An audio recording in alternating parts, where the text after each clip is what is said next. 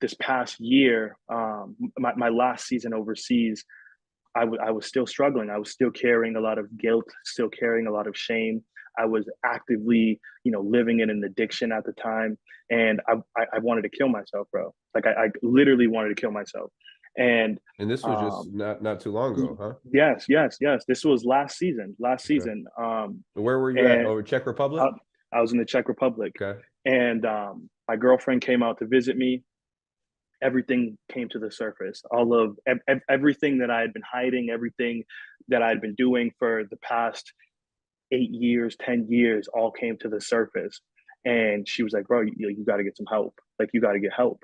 And Chris Mullen called me when I was overseas, and he talked me off the ledge, like completely just talked me off the ledge. He's like, listen, I've been there. Whatever you're like, anything that you're experiencing now, I've been there. I've struggled with an addiction. I've been there before, and he really just gave me peace that I needed at the time. And then the next day, I get a call from Chris Herron, and My Chris Herron guy. That's tells, my guy. yeah, Unbelievable dude, yo. the next day I get a call from Chris Herron, and he tells me, listen, I got a rehab up here in Seekonk, Massachusetts. How much longer do you have of your season? I'm like, bro, I don't know if I can make it through the rest of the season. We have a month left. We just went into the playoffs. My first time being in the playoffs overseas. The playoffs overseas are a big deal. No doubt. So I'm like, I can't leave right now. I can't leave. I need this money. I can't leave. He's like, okay, once your season's done, you're going to get on a flight and you're going to come straight here.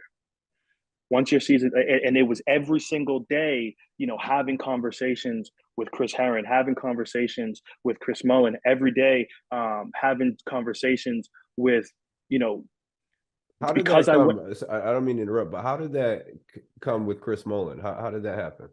because again, this is like, I'm talking about, like, God's presence in my life, and just like, divine timing, whatever the hell you want to call it. When I went to Cushing Academy, my roommate was Chris Mullen Jr. and Okay. Jamie Carey. Jamie Carey's Chris Herron's nephew. Yeah. Chris Mullen Jr. is obviously Chris's son. So they're seeing me, they like, we are best friends. We, like, in the summer times, like, we're all together every day. Like, so they knew that I was struggling, and they knew that I needed help. So they called their parents. Obviously, I have a good relationship. I've been friends with, I've had a relationship with Chris Mullen since I was a sophomore in high school. Um, and so he called me, and because he had been through what I had been through, because I could identify with him, it made me feel seen. It made me feel like, okay, there is hope for me. Fly straight home, check myself into Heron Wellness for 3 months straight. Wow. Had to do the work, like that, the real hard work. Had to let go of all of that stuff that I was carrying. Had to process all this stuff, and now I just, this is my life. I couldn't go back overseas. I couldn't live in that type of isolation, and I've dedicated my life to helping athletes learn how to identify, process, and manage the things that go on to their lives. Um, Speak to colleges, speak to high schools. I work with athletes at all levels, guys in the G League, guys in middle school, lacrosse players, hockey players, basketball players. Doesn't matter. We're all dealing with the same shit, and we all need the help. Did it did it take time for you to, I guess, be comfortable speaking in front of crowds and big groups, or was it something that you felt was just like after you talking about you did the work? Backtrack a little bit. Mm-hmm. I want to go to take me to the Chris Herron Rehabilitation Center and kind of bring me through like your daily routine, what you had to go through, what you had to do. It's very, very structured, very, very structured. There's not an hour of the day that is not accounted for. You wake up. I'm waking up every day at 6 o'clock. I'm in the gym lifting. Got to take care of your body. Then I'm eating breakfast. Then we have meetings all throughout the day. We have family meetings. We have where you talk about your family life. We have different type of meetings, individual therapy, group therapy, literally 5, 6 times a day for an hour straight. And it's hard, bro. It's hard because it's like they're constantly like poking you, Trying to get it trying to out. get that you have to get it Yeah. out. And a lot of times, like, people don't like, the people who struggle the most are the people who don't know how to articulate what they're feeling because they don't ever know how to ask for help. So part of the process is giving language to the feelings. I had already started doing the work because of my master's degree and the work that I'd been doing in college. So like I was already, from day one, like the process was already expedited because of I was already, comfortable with describing certain things. I just never associated real feelings to them. You know what I mean? I was very detached from what I was feeling. I could logically understand and tell you what I was feeling, but I didn't actually feel it. I was completely numb. So for me, it was associating real feelings to the things that I was describing. Um, and it was hard, bro. Yeah, It was that's hard, hard. That's hard. hard. But Chris, I'd see him every day. He'd walk in. We didn't really talk. We didn't talk anything about basketball. We didn't really talk at all, bro. He would just come over, smack me on the butt, rub me on my head, and then just keep walking. Like it was just like little things like that that just made me feel like relief. You know what I mean? It was, and was that like everything you're trying to get out? Like that was a lot of childhood trauma. You know what I'm saying? Like it, because it's it's a lot of the stuff is so far in our subconscious that we don't even know it's there, but it's in our body. You know what I mean? Mhm. And it really affects us. And it's funny that you said you, because it kind of hit me. You said put the language to the feelings. You know what I'm Mhm. saying? Like, Mhm. how did you do that? How did you? Well, How you know what I'm saying? yeah, I Kind of think get emotional thinking about it. You know what I mean? yeah. I think for me, like because of the work that I had done at Creighton and the things that I'd studied, my education is in emotional intelligence. So I had already started that process, but I was too far living and acting out and too deep to really pull myself out of it. So like I could talk about it, but I couldn't feel it. You know what I mean? I couldn't feel it. Um, and yeah, it was hard, bro. It was hard. It was hard. And like I remember like when I was in there, my therapist kept trying to get me to cry because I was just so numb. She wanted to see me cry to see that I could actually feel the feelings, right? Um, and it would just come little by little. Like for like the first month and a half there, I was still numb. And then I'd listen to other people talk, and there was a guy in there, a coach in there, a very well known coach who was in there.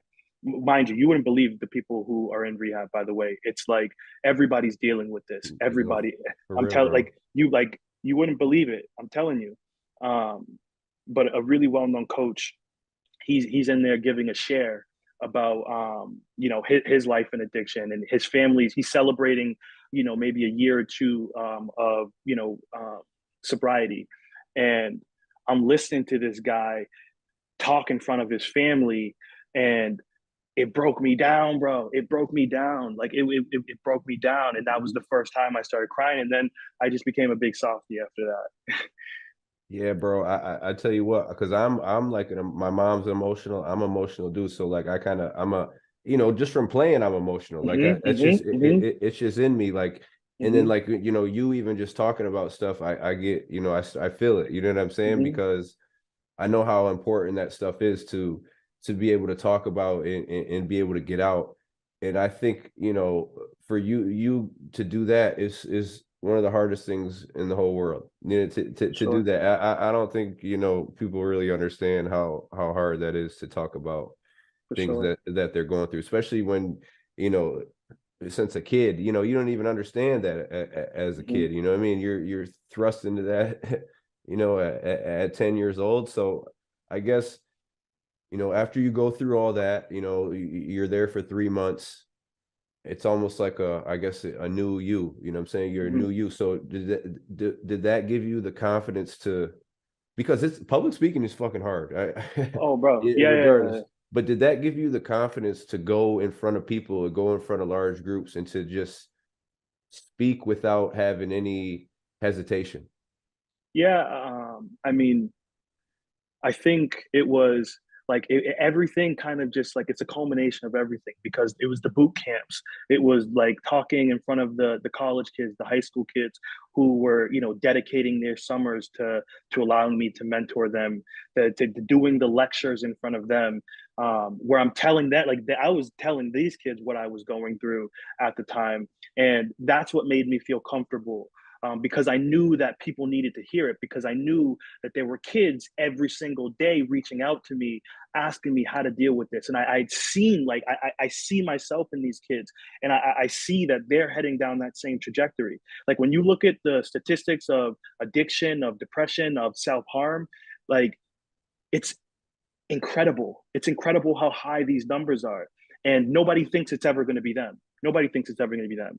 But I'm seeing it. I'm seeing, you know, former teammates. I'm seeing guys that I used to look up to, like, all struggling with this stuff. And then I'm seeing these kids who want the life that all of us are living, but don't really know what that lifestyle really entails. So it was, honestly, it was like, it almost felt like I was called to do it in a way. Like, I needed to do it, because I need to help these kids, you know. And like, when I, you know, when I speak to the kids in college, like, it's the identity. Like, they're growing up in a time right now where all they know is social media. They don't feel safe to fail, right? It's this is all they know. All they know is the camera in front of them. They're not taught, you know, they're just not taught these things. And they get to a place, you know, the talent takes them to a place that their character can't, you know, sustain. And they fumble everything because they don't know how to, you know, regulate themselves emotionally. You see it every year at every level, at every school. And yeah, I just dedicated my life to helping in that way. I tell you what, bro, I deal with that myself like all the time, just because, you know, I got two daughters, 14 and 12. So I think a Mm-hmm. lot of my anxiety and stress just comes from, you know, worrying about them and worrying about if am I doing, you know, the right things for them, Mm-hmm. Mm-hmm. teaching them grow up, you know, being a good father, you know what I mean? Mm-hmm. Especially, Mm-hmm. you know, a single dad, you know, what really hits me sometimes is like I put so much guilt and shame on myself because I'm not in the same house as them. You know what I'm saying? Mm-hmm. Even though Mm-hmm. I'm not far, I'm 10 minutes down the road, but I always think to myself, I'm like, damn, this isn't ideal, right? This, I guess, Mm-hmm. isn't, you know, there's nothing really ideal because, you know, society makes it seem like this is what it's supposed to be, but it's not.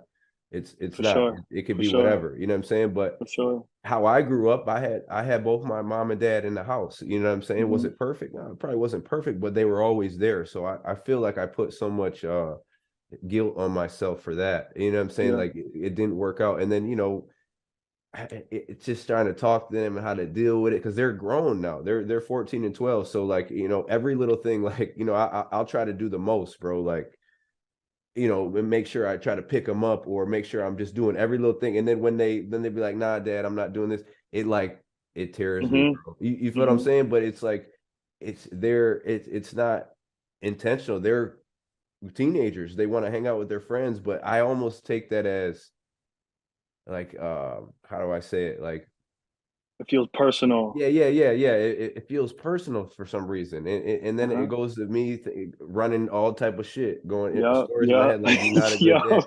You know what I'm Yeah. saying? So it's Yeah. just, you know what I'm saying? I think what you're doing, bro, is just so important, bro. Oh, it's so important, man. Because, like you said, a lot of people don't know how to deal with it. Like I'm really like, this is my favorite podcast because, like, I'm this, you know, I go through this stuff on a Mm-hmm. daily, trying to figure it out. Because you know, you see on Instagram, you see social media, all that.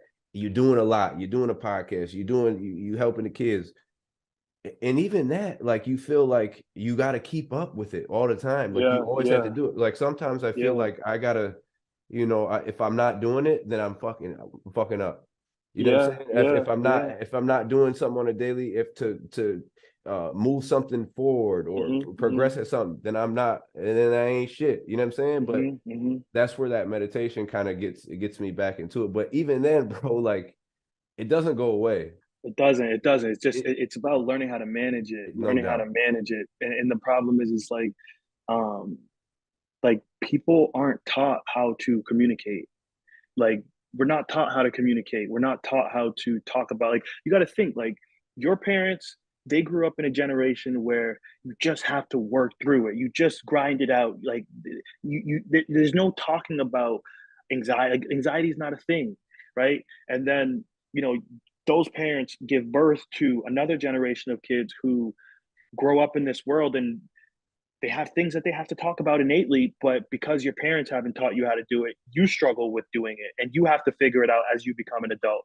And most people never figure that out, and that influences their relationship with their family. Like you're talking about, your relationship with your kids, your relationship with your spouse, your relationship with yourself.